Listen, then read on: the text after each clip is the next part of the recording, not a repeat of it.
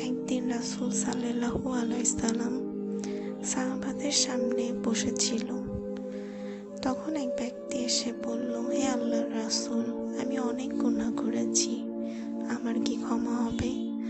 রাসূল সাল্লাল্লাহু আলাইহি সাল্লাম তার দিকে তাকিয়ে বললেন, তুমি কি জানো আল্লাহ এক? লোকটি বলল, জি, আমি আল্লাহ ছাড়া কাউকে উপাসনা করি না।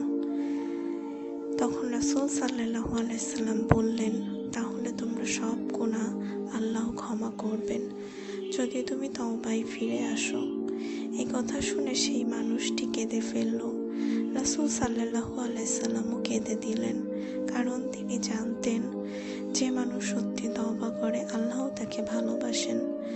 তাফসিরে এসেছে, আল্লাহ বলেন, হে বান্দা, তুমি যদি আমার কাছে হাঁটতে হাঁটতে আসো, আমি তোমার দিকে দৌড়ে আসি। ভাই ও বোনেরা, আল্লাহর রহমত থেকে কখনোই হতাশ হইও না। জীবন পাল্টে দিতে পারে একটি তওবা। আমরা জেনে না জেনে কত ভুল ভ্রান্তি করে ফেলি। দিন শেষে যদি আমরা তওবা করে আল্লাহর কাছে ফেরত আসি, আমাদেরকে আল্লাহ ফেলে দিতে পারবেন না। এরকম আরও সুন্দর সুন্দর ভিডিও কন্টেন্ট দেখতে চাইলে আমার চ্যানেলটি প্লিজ সাবস্ক্রাইব করে রাখো।